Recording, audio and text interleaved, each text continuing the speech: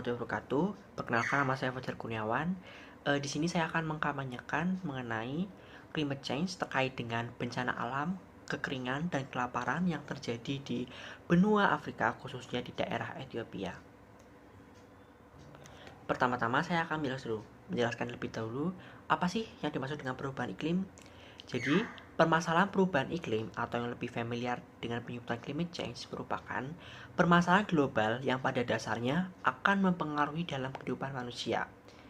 Dalam sebuah studi yang dilakukan oleh The Royal Society and US National Academy of Science memberikan gambaran bahwa permasalahan perubahan iklim ini sudah terjadi sejak era tahun 1900-an.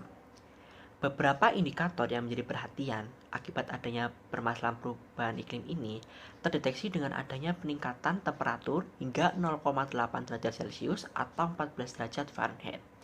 Peningkatan tersebut disertai dengan peningkatan suhu yang lebih hangat di lautan, pencairan es di kutub dalam jumlah yang cukup besar, terjadinya cuaca yang ekstrim, juga menjadi beberapa indikator sedang terjadinya perubahan iklim. Dalam pembahasan kali ini, saya mengambil salah satu contoh kasus perubahan iklim, yaitu bencana alam, kekeringan, dan kelaparan yang terjadi di Ethiopia. Selanjutnya, saya akan tampilkan cuplikan dari sebuah berita. Afrika pernah mengalami kondisi terkering yang pernah tercatat di tahun 1981. Kini, kekeringan parah menghantui sekitar 13 juta masyarakat di Ethiopia, Kenya, dan Somalia.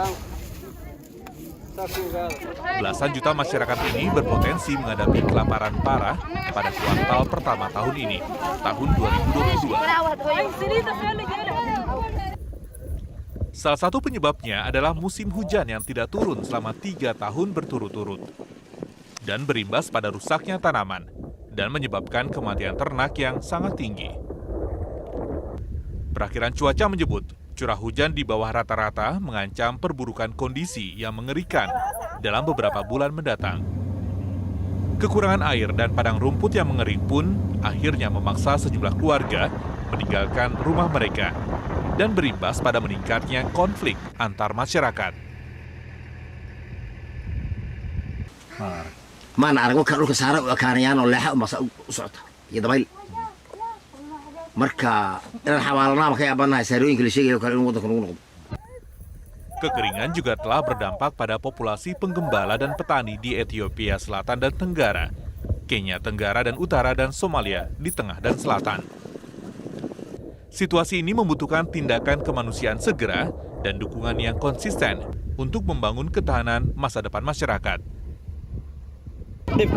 Ini saya akan menjelaskan dari cuplikan video yang sudah saya tampilkan tadi mengenai bencana alam, kelaparan, dan kekeringan yang terjadi di 3 wilayah Afrika. Tapi di sini saya akan memfokuskan pada daerah Ethiopia.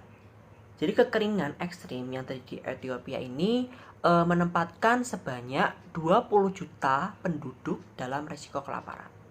Tanpa bantuan, penduduk akan kewalahan menghadapi kemarau.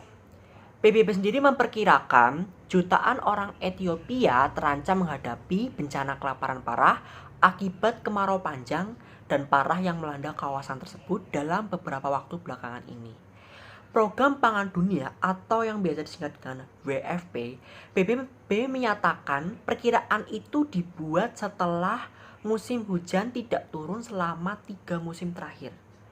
Lalu dari akibat adanya kondisi tersebut, terjadilah kekeringan di Ethiopia yang sangat parah. Lalu dari cuplikan video tadi bisa kita lihat bahwa ada anak-anak yang berjalan melintasi bangkai binatang yang mati kehausan adalah gambaran yang paling mencolok dari bencana kekeringan yang melanda kawasan tersebut. Dan sebanyak 20 juta penduduk yang saya sebutkan tadi terancam krisis pangan dan air bersih. Saat ini, pemerintah Ethiopia sudah mengumumkan darurat air menyusul dengan adanya curah hujan yang rendah. Musim kering dikhawatirkan berpotensi memicu darurat pangan terparah sejak 35 tahun. Ini berdasarkan laporan dari Laboratorium Observasi Bumi dari NASA. Menurut lembaga tersebut, perubahan iklim dan fenomena La Nina di Samudra Pasifik juga ikut berkontribusi terhadap cuaca kering di timur Afrika. Negara-negara di kawasan diminta untuk bersiap menghadapi kelangkaan pangan, setidaknya sampai musim hujan berikutnya. Di kawasan Ethiopia, penduduk itu kebanyakan peternak dan pengembala dan berusaha sebisa mungkin untuk memitigasi dampak cuaca ekstrim. 3 hujan musim yang berlalu tanpa curahan air dari langit. Lebih dari 6 juta penduduk Ethiopia diprediksi akan membutuhkan bantuan pangan darurat. Lalu UNICEF juga menjelaskan bahwa di Ethiopia ini jumlah warga yang mengalami rawan pangan sebanyak 7 juta orang. Situasi yang mendesak menuntutnya bantuan cepat, menurut Lembaga Swadaya Masyarakat, dalam sebuah keterangan persnya, lembaga kemanusiaan itu menghimbau lembaga donor internasional untuk mengalokasikan lebih banyak dana. UNICEF memperkirakan lebih dari 150.000 anak-anak di Ethiopia akan dipaksa bersekolah untuk membantu orang tua mencari air atau mengurus pekerjaan rumah yang lain. Jadi dalam kondisi tersebut, hewan-hewan mati dalam kecepatan yang luar biasa dan bertambah setiap bulannya. Matinya hewan-hewan ini berarti kelangkaan pangan untuk anak-anak dan juga untuk keluarga. Menjadi bukti. Sumber air alami telah kering secara permanen. Lalu salah satu solusi yang ditawarkan UNICEF adalah merehabilitasi sumur air yang sudah ada atau mengebor yang baru.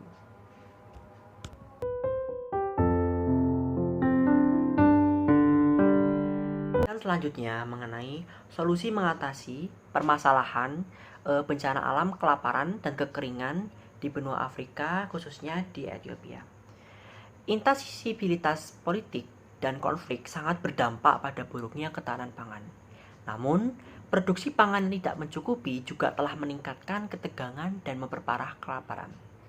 Di Afrika Sub-Sahara, di mana 3 dari 4 negara yang berada di ambang kelaparan tersebut berada, telah lama tertinggal dalam bidang hasil panen dibandingkan wilayah lain. Hal ini disebabkan oleh input pertanian yang buruk seperti rendahnya kualitas bibit dan pupuk.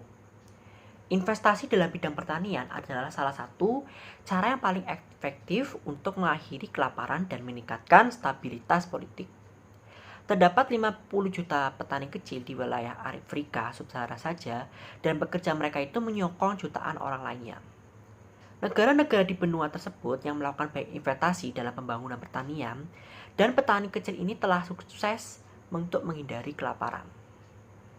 Misalnya saja seperti tadi Ethiopia yang mengalami salah satu bencana kelaparan paling buruk sepanjang sejarah pada pertengahan dekade 1980-an. Diperkirakan 1 juta orang meninggal saat krisis tersebut terjadi, yang disebabkan oleh konflik dan kekeringan, dan dibutuhkan waktu untuk bertahun-tahun bagi negara tersebut untuk pulih dari bencana kelaparan. Saat ini, Ethiopia berada dalam kondisi yang damai, namun kekeringan kembali terjadi. Negara ini mengalami musim tanam paling kering dalam 50 tahun terakhir. Namun, Ethiopia tidak mengalami bencana kelaparan tahun lalu. Tentunya, terdapat orang yang mengalami kelaparan, tapi bencana berhasil dihindari. Pemerintah Ethiopia saat ini lebih siap dalam mendistribusikan makanan dan air kepada jutaan orang. Negara ini juga telah memperbaiki infrastruktur pertanian mereka dan sistem irigasi dan air minum yang baru telah memberikan akses yang mudah ke sumber air yang bersih dan aman di wilayah pedesaan. Pada tahun 2010, pemerintah Ethiopia ini menjadikan pengembangan pertanian sebagai prioritas utama. Mereka menciptakan Badan Transformasi Pertanian Ethiopia, yang merupakan sebuah badan pemerintah yang bertujuan untuk meningkatkan produktivitas sektor pertanian. Peningkatan investasi strategis dalam pertanian, mulai dari donor dari benua Afrika atau dunia internasional, dapat membantu negara lain di wilayah tersebut untuk mendapatkan manfaat yang sama. Perubahan iklim menjadikan investasi tersebut kian penting, Seiring dengan adanya kejadian cuaca ekstrim, baik dalam bentuk banjir ataupun kekeringan, menjadi kian sering terjadi di seluruh wilayah Afrika Sub-Sahara. Meski tanpa adanya bantuan pemerintah, para petani dapat mengambil langkah-langkah mudah dan murah untuk memitigasi guncangan iklim. Dengan menggunakan teknik-teknik pertanian pintar seperti bibit yang tahan kekeringan, tumpang sari, pengomposan, dan diversifikasi tanaman, para petani ini dapat mengurangi dampak cuaca ekstrim dengan biaya yang sangat rendah. Pepohonan adalah salah satu alat paling efektif yang kita miliki dalam melawan perubahan iklim. Dan pepohonan juga mempunyai nilai ekonomis bagi petani kecil. Petani bisa berinvestasi senilai 2 US dollar untuk bibit, dapat mengambil keuntungan sebesar lebih dari 80 US dollar dalam waktu 10 tahun. Ketika beberapa dari pohon yang telah cukup usia dapat ditebang dan dijual, pohon ini juga dapat memberikan manfaat bagi lingkungan hidup dalam pertumbuhannya dengan menyerap karbon dan meningkatkan kesehatan tanah maupun mencegah erosi. Para petani yang mempunyai aset dalam bentuk pepohonan, ternak, atau uang tunai yang didapat dari menjual kelebihan panen lebih mampu bertahan dalam guncangan cuaca. Seperti yang ditunjukkan oleh organisasi di 6 negara Afrika, para petani dapat membangun basis aset mereka dengan pelatihan dan dukungan keuangan. Oleh karena itu, pemerintah di Afrika dan donor bilateral harus menambah investasi mereka dalam program yang memberikan petani keahlian untuk memproduksi tanaman jangka panjang, khususnya pepohonan, di mana pepohonan ini dapat secara berkelanjutan. Praktik yang berbiaya dengan biaya terjangkau seperti menanam tanaman dalam barisan, menyayangi dengan benar, dan menggunakan pupuk dalam jumlah kecil juga merupakan metode yang ini telah terbukti dapat meningkatkan produksi panen secara dalam jumlah yang besar. Ketika dampak perubahan iklim diperkirakan lebih intensif dalam beberapa tahun mendatang, para petani kecil di Afrika harus mempersiapkan diri untuk masa depan yang lebih bergejolak. Secara historis, Amerika Serikat merupakan donor terbesar di dunia untuk program ketahanan pangan global. Namun, kepemimpinan Amerika Serikat dalam bidang ini menjadi tidak jelas, terutama di bawah kepemimpinan Presiden Donald Trump. Ketika inisiatif ketahanan pangan global mendapatkan dukungan bipartisan di Kongres Amerika, pemerintahan Trump mengusulkan pengurangan besar-besaran terhadap anggaran program bantuan asing. Dengan berkurangnya dukungan dari Amerika, pemerintah di Afrika dan Eropa, lalu yayasan, lalu ada donor internasional dan aktivis, harus siap untuk membantu para petani di Afrika untuk membangun ketahanan jangka panjang. Berinvestasi di pertanian adalah salah satu cara yang paling efisien untuk meningkatkan ketahanan pangan di Afrika. Dan pada saat yang sama, ini menjamin bahwa masyarakat yang berada di garis depan perlawanan terhadap perubahan iklim dapat mempertahankan perkembangan ekonomi dan lingkungan yang berkelanjutan dan sehat.